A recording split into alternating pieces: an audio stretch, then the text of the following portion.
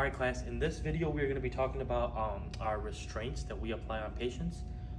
You would always go through your introduction, so your ADET, checking the patient identifiers, asking for allergies, everything of that sort. So let's go ahead and get right into the skill. So the first thing we always do is we check the client's health status. We make sure that this restraint isn't gonna harm them in any way. This is always about safety, so that's the main concern we have here. I've done all that. I'm going to check the patient's area where we're gonna be applying the restraint. In this case, it's gonna be the hand and the arms. So I would make sure that there is no bony prominences because that could cause an issue when the restraint is on. I would make sure there is no peripheral IVs or anything that would be affected by the restraint. In this case, we have none of those, so we should be good to go. Always remember that we need a doctor's order for the restraints. So once you have that, that's when we would go ahead and start applying. So now that we've checked everything, there is no bony prominences. I would position the client's limb into the restraint, which is my restraint right here. I'm going to undo it. And if they did have bony prominences, you would just pat it just to make sure that they are not getting any skin breakdown. But I'll go ahead and apply my restraint. Next, I will be positioning the fastener. And in this case, we have an old model. You guys will have something different. So just follow your building's policy on the type of restraint you guys have.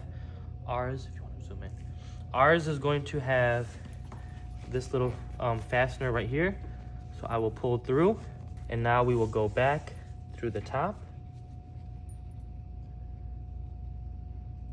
And then I will tighten it. Now remember, it's always about circulation as well. So you don't want to go too tight. You should be able to get 2 fingers. So if you notice I can't get 2 fingers in, I'm gonna go a little bit looser. So now this is good enough. Now I'm going to take the other end of my restraint. I'm gonna come down here. And this is an important part, you guys, so you gotta pay attention. We cannot just tie this knot right here in a normal knot because it'll take too long to get the patient out of the restraint. So we're gonna use something called a slip knot. So I'm gonna go around over here. Now I'm going to fold our strap, and I'm gonna use this to tie it in, okay? So I'm gonna tie it in just like this. And then I'll pull this in the strap. And now if you pay attention, it should be tight enough. So now it should be tight enough where the strap will not come off, okay? But if I needed to in an emergency, I could just pull this part of the strap and it'll come straight off. And that is the purpose of our slip knot.